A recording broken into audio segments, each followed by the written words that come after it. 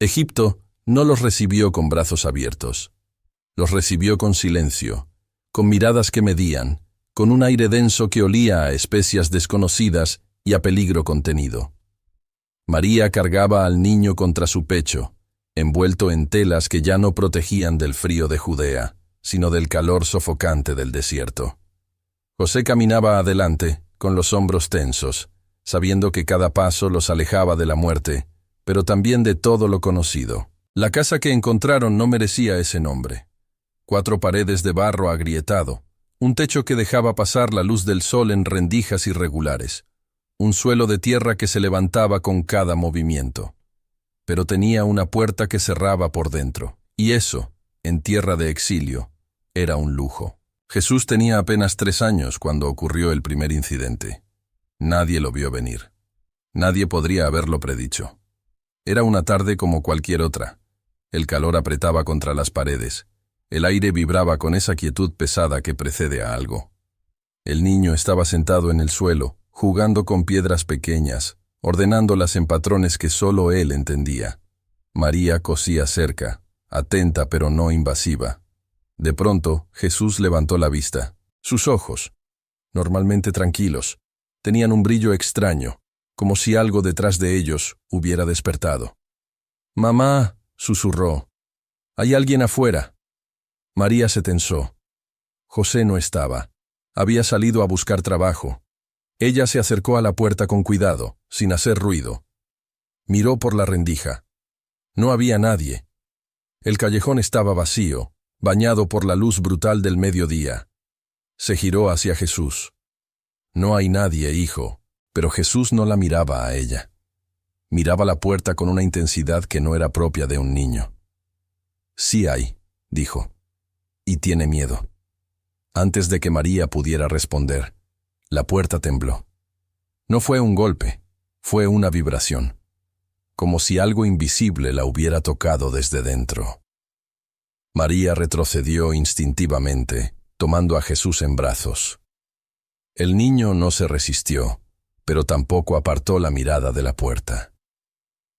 «No le hagas daño», dijo con voz clara, demasiado clara.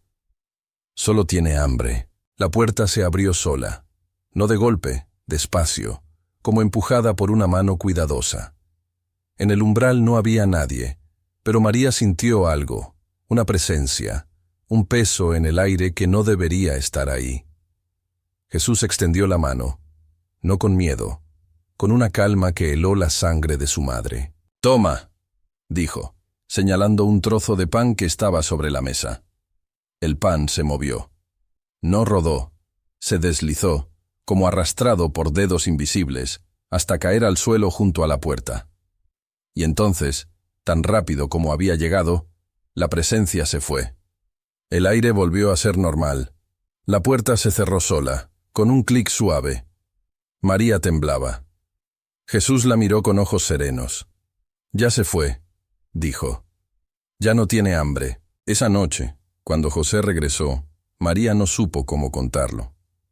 Las palabras se atascaban en su garganta, no porque no fueran ciertas, sino porque eran demasiado ciertas. José la escuchó en silencio, con el rostro cada vez más pálido. Cuando terminó, él se acercó a Jesús, que dormía tranquilo, con la respiración pausada de quien no carga culpa. «Esto no puede volver a pasar», dijo José, no con rabia, con miedo. «Si alguien lo ve, si alguien sabe lo que puede hacer». No terminó la frase. No hacía falta. Ambos sabían lo que les pasaba a los niños diferentes en tierras donde la magia era tanto venerada como temida. Pero el poder no pregunta permiso para crecer. Y Jesús estaba creciendo. Los meses pasaron con una tensión contenida. Jesús aprendió a caminar, a hablar con frases completas, a observar el mundo con esa atención silenciosa que inquietaba a quienes lo miraban demasiado tiempo.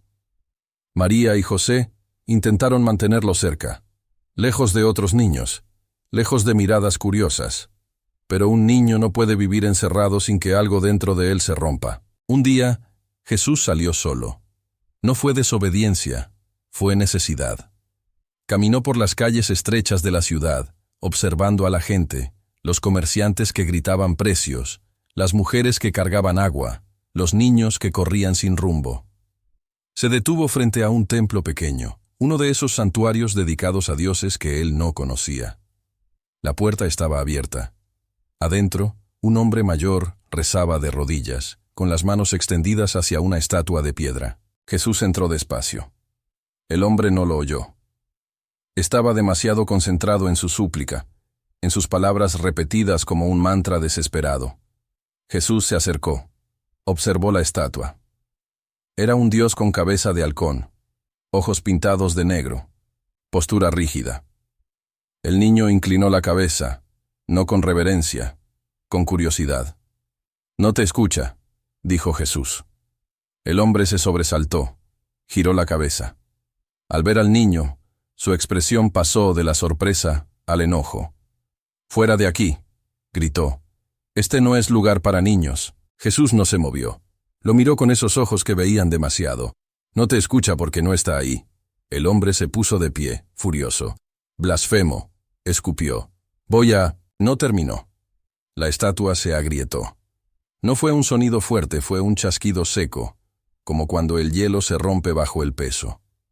Una línea delgada apareció en el pecho de la figura, luego otra, luego otra. El hombre retrocedió, con los ojos desorbitados. La estatua no se derrumbó, pero las grietas siguieron extendiéndose, como venas negras sobre la piedra. Jesús salió del templo caminando despacio. Afuera, el sol seguía brillando. La gente seguía moviéndose.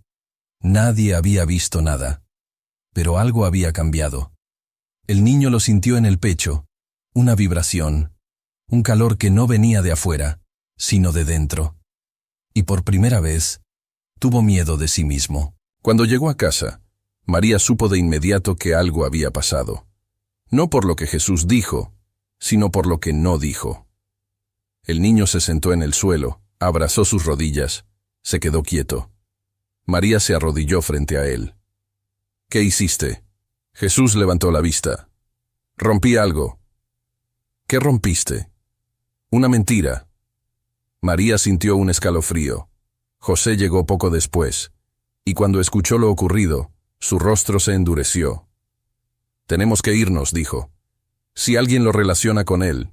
Pero no pudieron irse. No todavía. No tenían dinero. No tenían destino. No tenían más opción que esperar y rezar para que nadie hiciera preguntas. Los días siguientes fueron tensos. Jesús no salió más solo. Pero el poder seguía ahí, latente, esperando. Y el niño empezaba a entender algo terrible, que lo que había dentro de él no obedecía solo a su voluntad, sino también a su emoción. Una tarde, un grupo de niños lo rodeó en la calle. No eran crueles, solo curiosos, ruidosos. Uno de ellos lo empujó, no con fuerza, jugando. Jesús cayó al suelo. No se lastimó, pero algo dentro de él reaccionó antes de que pudiera controlarlo. El niño que lo había empujado salió volando hacia atrás, como golpeado por una mano invisible. Cayó a 2 metros de distancia, con un grito ahogado. Los otros niños se quedaron paralizados. Jesús se puso de pie con el corazón acelerado, las manos temblando. «No quise», susurró. «No quise». Pero el daño estaba hecho. Los niños huyeron gritando. Jesús corrió a casa, con lágrimas en los ojos, no de dolor, de terror. María lo recibió, lo abrazó, sintió como el cuerpo pequeño temblaba contra el suyo. «No puedo controlarlo», sollozó Jesús. «No puedo». José cerró la puerta, corrió el pestillo. Afuera, ya se escuchaban voces, murmullos que crecían. Alguien había visto. Alguien estaba hablando. Y en Egipto, donde la magia era poder y el poder era peligro, un niño que hacía cosas inexplicables no era un milagro. Era una amenaza. Esa noche, José tomó una decisión. Habló con María en voz baja, mientras Jesús dormía inquieto. «Tenemos que enseñarle a controlarlo. No podemos huir para siempre». «¿Y cómo?», preguntó María. «Nosotros no sabemos qué es esto». José guardó silencio. Luego dijo algo que nunca pensó que diría. Hay gente aquí, gente que conoce cosas que nosotros no. Sacerdotes, magos. Si alguno puede ayudarnos. No, cortó María. No vamos a exponerlo así. Entonces, ¿qué, María?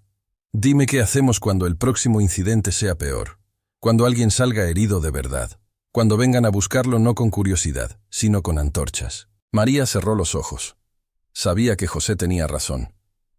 Pero la idea de entregar a su hijo, aunque fuera para ayudarlo, le revolvía el estómago. Al día siguiente, José salió solo.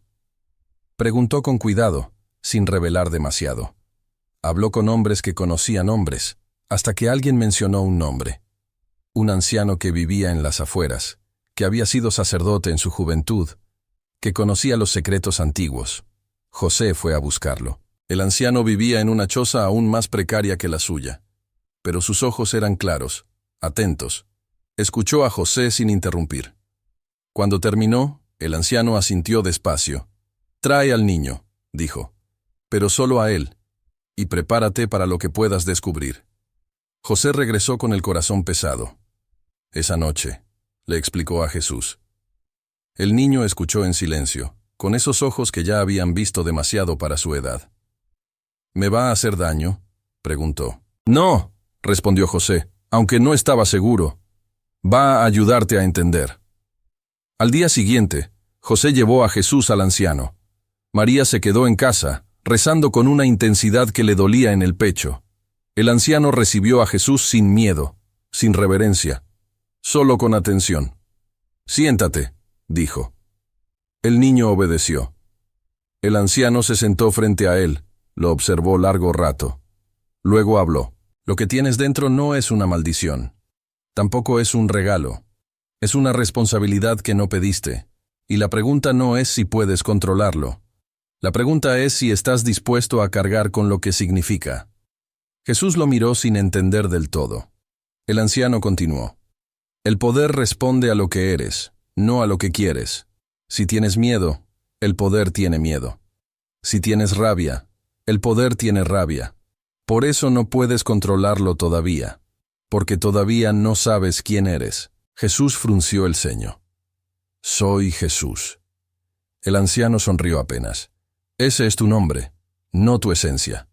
Durante semanas, Jesús visitó al anciano.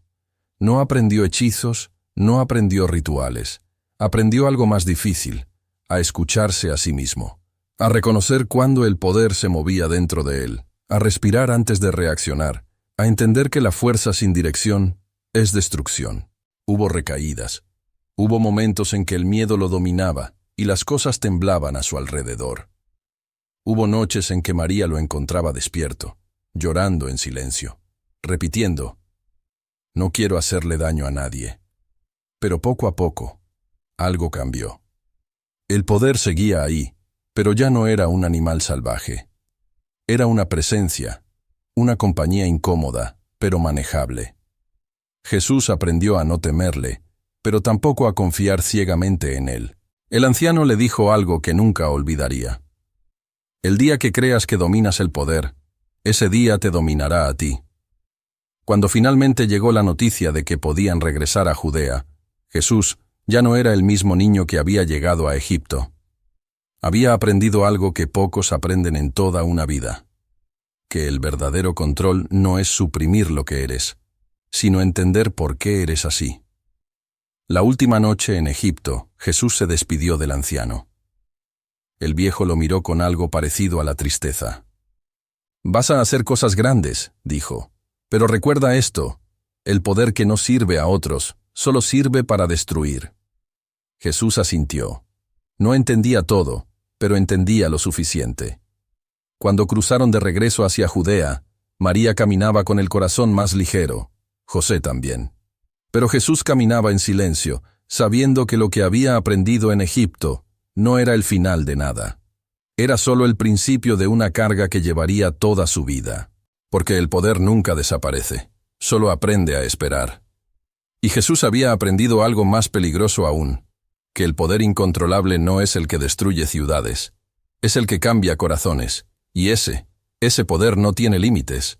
Años después, cuando Jesús hablara en sinagogas, cuando sanara enfermos, Cuando desafiara a los poderosos, nadie sabría que todo comenzó en Egipto, en una choza de barro, con un niño aterrado de sí mismo, aprendiendo que la fuerza más grande no es la que se impone, sino la que se contiene, y que a veces la verdadera maldición no es tener poder, es saber usarlo y elegir no hacerlo, porque esa es la carga más pesada de todas.